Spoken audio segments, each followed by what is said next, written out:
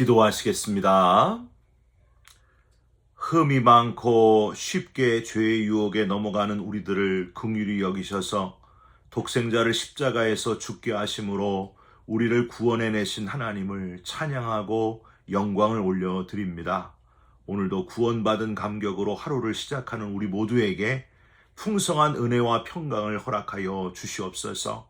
하루 종일 우리와 동행하여 주셔서 주님의 인도하심을 따라 거룩한 성도의 하루를 살아가게 하여 주시옵소서. 하루를 온전히 주님께 맡기며 예수 그리스도의 이름으로 기도 올리옵나이다. 아멘. 오늘 함께 나누실 말씀은 로마서 4장 13절부터 25절까지의 말씀입니다. 아브라함이나 그 후손에게 세상의 상속자가 되리라고 하신 언약은 율법으로 말미암은 것이 아니요 오직 믿음의 의로 말미암은 것이니라. 만일 율법에 속한 자들이 상속자이면 믿음은 헛것이 되고 약속은 파기되었느니라. 율법은 진노를 이루게 하나니 율법이 없는 곳에는 범법도 없느니라. 이러므로 상속자가 되는 그것이 은혜에 속하기 위하여 믿음으로 되나니 이는 그 약속을 그 모든 후손에게 굳게 하려 하심이라. 율법에 속한 자에게 뿐만 아니라 아브라함의 믿음에 속한 자에게도 그러하니 아브라함은 우리 모든 사람의 조상이라 기록된 바 내가 너를 많은 민족의 조상으로 세웠다 하심과 같으니 그가 믿은 바 하나님은 죽은 자를 살리시며 없는 것을 있는 것으로 부르시는 이시니라. 아브라함이 바랄 수 없는 중에 바라고 믿었으니 이는 내 후손이 이 같으리라 하신 말씀대로 많은 민족의 조상이 되게 하려 하심이라. 그가 100세나 되어 자기 몸이 죽은 것 같고 사라의 태가 죽은 것 같음을 알고도 믿음이 약하여지지 아니하고 믿음이 없어 하나님의 약속을 의심하지 않고 믿음으로 견고하여져서 하나님께 영광을 돌리며 약속하신 그것을 또한 능히 이루실 줄을 확신하였으니 그러므로 그것이 그에게 의로 여겨졌느니라. 그에게 의로 여겨졌다 기록된 것은 아브라함만 위한 것이 아니요 의로 여기심을 받을 우리도 위함이니 곧 예수 우리 주를 죽은 자 가운데서 살리신 이를 믿는 자니라. 예수는 우리가 범죄한 것 때문에 내줌이 되고 또한 우리를 의롭다 하시기 위하여 살아나셨느니라. 아멘. 오늘은 로마서 4장 13절부터 25절까지의 말씀으로 믿음의 조상이라는 제목의 말씀을 함께 나누고 기도하는 시간을 갖겠습니다. 사람들에게 연설을 하는 일을 하는 사람에게 있어서 시작할 때나 중간에 이해가 쉽도록 적절한 예화를 드는 것이 참 중요합니다. 저같이 이렇게 설교를 하는 사람에게 그날 설교에 딱 맞는 예화를 찾고 전하는 것이 얼마나 중요한지 모릅니다. 설교 예화 때문에 큰 고초를 겪은 전도사님 이야기가 있습니다. 들어보신 분이 있을 거예요. 단독 목회를 시작한 지 얼마 안 되는 시골 교회 담임 전도사님이 시내의 큰 교회 목사님으로부터 5월 어버이 주일에 어머니 주일 저녁 설교 부탁을 하게 되고 이제 전도사님이 부탁을 받게 수락하게 되었습니다. 한 달이나 남았는데 너무 떨렸습니다. 주석책도 뒤져보고 이것저것 좋은 설교도 찾아보고 여러 가지 고민이 많았습니다. 그러다가 유튜브에 어머니 주일 설교하시는 어느 목사님의 설교 예화가 귀에 쏙 들어왔습니다. 그 예화가 이거였어요. 목사님이 저는 다른 남자의 아내를 마음에 두었습니다. 그 여인은 마음이 따뜻했습니다. 모든 것을 품고 자신을 희생하는 그런 여인이었습니다. 위대한 여인이었습니다. 열심히 설명하다가 마지막에 그 여인은 바로 제 어머니입니다. 맞다, 이거다. 저렇게 하면은 성도들이 깜짝 놀라 집중하고 결국에는 감동을 받겠구나. 나도 그렇게 해야지. 설교하다가 거의 끝에 가서 바로 이 예화를 넣어야 되겠다. 드디어 5월 어버이 주일이 되었습니다. 어머니 주일, 이제 시내의 큰 교회에 저녁 예배 강단에 전도사님이 서게 되었는데 조명이 쫙 비춰지고 500여 명의 성도들이 그 자리에 앉아 있었습니다. 500여 명의 성도들이 한꺼번에 이 전도사님을 집중적으로 쳐다보고 있었습니다. 벌벌 떨면서 진땀이 뻘뻘 나면서 뭔 소리를 했는지 정신없이 설교하시다가 거의 끝부분에 이때다, 그 예화를 말하자 하고 예화를 시작했습니다. 저는 다른 남자의 와이프를 사랑했습니다. 사람들이 막 웅성웅성 거리는 거예요. 사람들이 너무 웅성웅성 되니까 그 다음 할 말을 갑자기 잊어버렸습니다. 이를 어쩌지? 저는 다른 남자의 와이프를 사랑했습니다. 그런데 그 와이프를 사랑했긴 했는데 그 다음 생각이 안 납니다. 죄송합니다. 결국 담임 목사님이 나오셔서 사태를 수습하고 다 같이 당황해하면서 설교를 마쳤다 하는 그런 이야기입니다. 여러분, 예화 하나가 전체 설교를 좌우한다는 사실을 아주 여실하게 보여주는 그런 이야기 아닙니까? 우리가 방금 읽은 로마서 4장의 상황은요, 유대인들을 염두에 두고 바울이 아주 강하게 연설을 하고 있는 그런 상황입니다. 변론 연설이었어요. 지나친 선민의식을 가진 유대인주의, 형식주의, 할례를 강조하면서 율법, 수호를 강조하고 있는 그들에게 무엇이 하나님의 의인가, 무엇이 참 구원의 길인지를 강론하고 있는 바울. 여러분, 바울은 아주 똑똑한 사람이었습니다. 당대 최고의 학자였던 가말리엘의 문화생으로 논리적이고 논쟁적인 훈련을 잘 통과한 준비된 지성인이었습니다. 바울은 강론하는 중에 유대인들 앞에서 아주 적절한 예를 하나 들어서 복음을 설명하고 싶었습니다. 유대인들의 이 복음을 전할 때에 가장 좋은 예화가 뭘까 고민하던 중에 복음, 즉 유대인들이 다 알고 믿고 존경하는 믿음의 사람인 두 사람을 예로 드는 것이 좋겠다, 그렇게 결론을 지었습니다. 그래서 첫 번째로 예를 든 사람이 모든 왕 중에 이스라엘 사람들이 제일 존경하는 다윗 왕, 이스라엘 최고의 지도자 다윗 왕. 그에 대해서 우리가 읽지 않았지만은 로마서 4장 6절 끝에 보면은 다윗이 말한 바라고 되어 있습니다.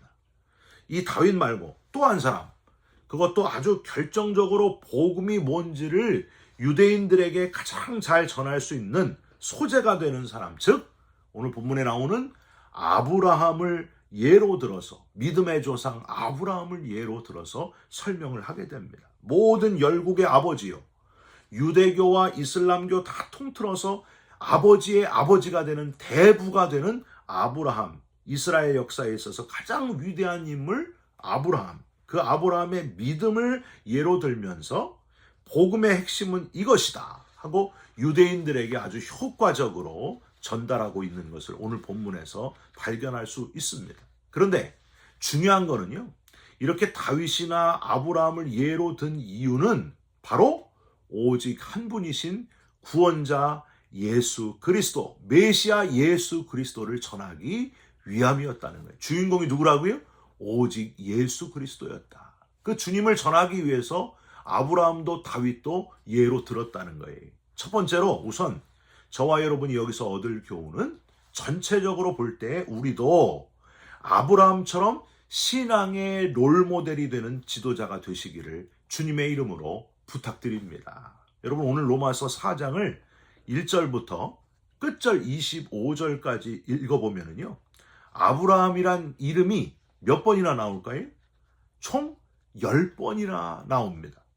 바울은 아브라함을 본받으라는 거예요. 아브라함처럼 믿으면 된다. 율법이나 형식을 강조하는 너희 유대인들이여, 아브라함은 율법도 아니고 형식도 아니었다. 아브라함이야말로 신앙의 본이 되었다. 뭐 때문에? 믿음 때문에. 아브라함을 강조했다는 거예요.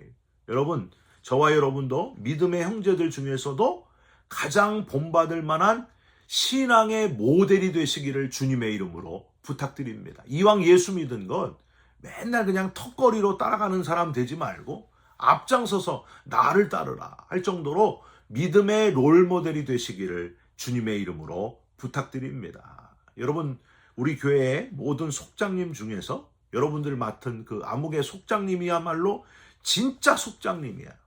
우리 교회 모든 장로님들 중에서 암흑의 장로님만한 분이 없어. 나도 그런 장로님이 되고 싶어. 우리 교회 권사님 중에서 암흑의 권사님처럼 나도 그렇게 나이 들어가고 싶어. 이런 모델이 돼야 되지 않겠습니까? 내가 만난 목사님 중에서 진짜 목사님은 이선기 목사님이다. 저도 그런 얘기 듣고 싶어요. 아무도 아멘을 안 하시지만 이렇게 예로 들기에 손색이 없는 아브라함 같은 믿음의 대표. 여러분, 이 방송으로 지금 예배하는 모든 분들이 아브라함처럼 믿음의 대표로 성장해 가시기를 주님의 이름으로 부탁드립니다.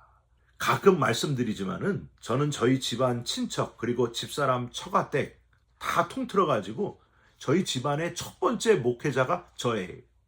얼마나 책임감을 느끼는지 모릅니다. 제가 잘 못하면은 양쪽 집안에서 다 실망해요. 뿌듯하기도 하지만은 부담감이 훨씬 많습니다. 내가 내 본가, 내 처가의 아브라함이 돼야 되겠다. 그렇게 결심하게 됩니다. 저는요, 연예인 사인 받으러 다니는 아이들이 세상에서 가장 한심한 아이들이다. 그렇게 생각을 해요. 물론 저도 중학교 때 딱 한 번 가수 이선희 씨 사인 받으러 갔다가 온 일이 있는데 기다리는 몇 시간 동안 그렇게 기다려 아무짝에도 쓸모없는 그 사인 받는 일 참 허무했습니다. 저는 저희 딸들에게 가끔 강조해요. 세상에 어리석은 사람의 일이 바로 사인 받는 일이다. 너희들은 사인 받는 껍데기 인생을 살지 말고 사인을 해주는 주인공이 되어라. 모델이 되어라. 앞장서서 이끌어가는 지도자가 되어라. 저와 여러분 한 사람 한 사람 다 전부 다 빠짐없이 우리 가정에, 우리 친척 가운데, 우리 교회에 신앙의 모델이 되시기를 주님의 이름으로 축원드립니다.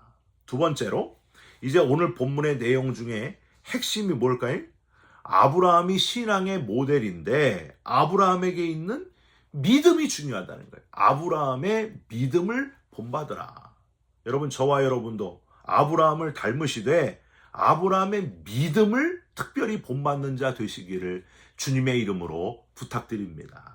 아브라함이 가진 특별한 믿음의 특징을 설명을 하고 있는데요. 18절을 보세요. 아브라함이 바랄 수 없는 중에 바라고 믿었으니. 여러분, 이 표현은 원어로 보면은요, 이렇게 해석이 돼요. 아브라함이 소망을 거스려 소망 위에 믿었으니. 여러분, 이게 뭐냐 하면은요, 앞에 소망은, 먼저 얘기한 소망은 세상적인 소망, 육적인 소망이고, 뒤의 소망은 영적인 하나님 나라의 소망을 얘기하는 거예요.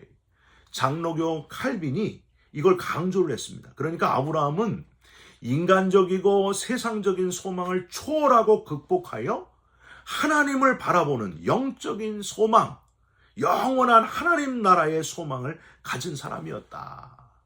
아브라함의 믿음은 그냥 믿습니다가 아니고 이 땅의 소망을 넘어서서 하나님 나라를 소망하면서 그 나라를 바라보면서 가지는 살아있는 소망이었다. 사랑하는 성도 여러분, 저와 여러분도 이런 소망 가지시기를 주님의 이름으로 부탁드립니다. 아브라함은 이 땅의 소망을 넘어선 영원한 하나님 나라의 소망을 갖고 있었기 때문에 너 친척, 본토 친척 아비집을 떠나라 할 때 자신 있게 떠났다고 하는 거예요. 100살 때 낳은 아들 이삭을 죽여서 바치라 했더니 어차피 인간의 소망은 잠깐뿐이기 때문에 비록 허무하게 죽을지라도 영원한 소망을 가지고 있었기 때문에 그 아들을 바쳤다고 하는 거예요. 19절에 보면은요, 그 전에 처음 25년 전에 아들을 주겠다고 약속하신 그 약속을 끝까지 믿고 기다렸음도 표현을 하고 있습니다. 사실 이거는요, 유대인들에게 향해서 아주 찔리는 메시지였어요. 할례가 아니다. 엄격한 율법도 아니다. 형식도 아니다. 가장 중요한 것은 아브라함을 봐라. 믿음이 중요했다. 이걸 강조했다는 거예요. 여러분, 마틴 루터도 아브라함이 가진 믿음, 이 믿음을 강조하기 위해서 로마서 1장 17절에 오직 의인은 믿음으로 말미암아 살리라. 믿음을 강조하는 표현인 오직이란 단어까지 거기다가 끼워 넣습니다. 원래는 하박국서 2장 4절에 이 오직이란 표현이 없어요. 그냥 의인은 믿음으로 말미암아 살리라인데 얼마나 믿음이 중요한지. 그래서 로마서 1장 17절에 루터가 번역을 하면서 오직이란 말을 껴넣는 거예요. 독일어 누월. 오직 의인은 믿음으로 말미암아 살리라 하고 첨가해가지고 믿음을 강조하면서 번역을 했다고 하는 거예요. 여러분, 하나님 나라에서는요, 직분 보지 않습니다. 직분 중요한 게 아니에요. 이 땅에서 얼마나 많은 걸 소유했는지 그 중요하지 않습니다. 얼마나 오래 살았는지도 중요하지 않아요. 중요한 건 딱 하나예요. 믿음이라고 하는 거예요. 이 땅에 사는 동안 믿음을 가지고 살았는가? 하나님 나라에 대한 소망을 가지고 살았는가? 사랑하는 성도 여러분, 믿음으로 가는 나라, 하나님 나라를 소망하면서 하나님 나라를 바라보면서 살아가는 살아있는 그리스도인 되시기를, 믿음 있는 그리스도인 되시기를 주님의 이름으로 부탁드립니다. 마지막으로 신앙의 모델이 되고 믿음을 가지는 것도 중요하지만 가장 중요한 건 역시 주인공 중에 주인공 되시는 예수 그리스도시다라는 걸 잊지 마시기를 주님의 이름으로 부탁드립니다. 항상 끝에가 중요해요. 여러분, 설교도요, 뭐로 끝났는지가 아주 중요해요.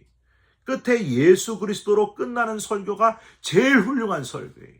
그래서 저도 가능하면 끝에 오직 예수 그리스도의 십자가, 이걸 강조하려고 애를 씁니다. 여러분, 마지막 24절, 25절을 한번 보십시오. 의로 여기심을 받을 우리도 위함이니 곧 예수 우리 주를 죽은 자 가운데서 살리신 이를 믿는 자니라. 25절, 예수는 우리가 범죄한 것 때문에 내줌이 되고 또한 우리를 의롭다 하시기 위하여 살아나셨느니라. 아멘. 바울과 바나바가 루스드라의 안전뱅이를 일으킨 것 예수 그리스도의 이름으로 일으켰다는 거예요. 베드로와 요한이 안전뱅이를 일으킨 것, 은과 금은 내게 없어도 내게 있는 것으로 내게 주노니 곧 나사렛 예수 그리스도의 이름으로 일어나 걸으라. 역시 예수의 이름이었습니다. 이탈리아의 한 화가가 도자기에다가 최후의 만찬을 그려 넣었습니다. 그녀는 예수님께서 제자들과 함께 최후의 만찬하시는 것을 그려서 그 그림을 통해서 사람들에게 전도를 하고자 했습니다. 그 중에서 온갖 정성을 들여서 예수님의 얼굴을 그리게 됩니다. 정말 영감 있는 주님의 모습, 빛나는 주님의 얼굴을 사람들에게 보여주고 싶었기 때문입니다. 어느 날 한 친구가 집에 방문을 했어요.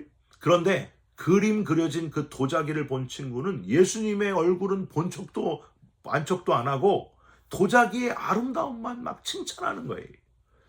친구의 말을 듣고 화가가 마음에 큰 충격을 받게 됩니다. 예수 그리스도를 소개하려고, 그분을 알리려고 이 그림을 그렸는데 그 그림 속에 있는 주님의 얼굴은 보지를 못하고 도자기만 아름답게 보여졌기 때문입니다. 그녀는 친구가 떠난 뒤에 그림을 다 붓으로 지워버렸습니다. 예수 그리스도의 아름다움이 드러나는 게 아니라 엉뚱하게 도자기만 아름답게 보여서 주객이 전도되었기 때문입니다. 여러분, 우리에게도 이런 용기가 필요합니다. 이런 결단이 필요합니다. 설교의 주인공도 오직 예수요. 우리가 직장 생활하는 이유도 오직 예수요. 가정의 주인공도 오직 예수. 여러분, 저와 여러분의 인생의 주인공이 바로 오직 예수가 되시기를 주님의 이름으로 축원드립니다. 기도하겠습니다. 하나님, 우리도 이 시대의 아브라함, 신앙의 모델이 되게 하여 주시옵소서. 믿음의 사람, 믿음의 대표가 되게 하여 주시옵소서. 나는 죽고 내 이름은 감추어지고 오직 예수만 드러나기를 원합니다. 오직 예수로 채워 주시옵소서.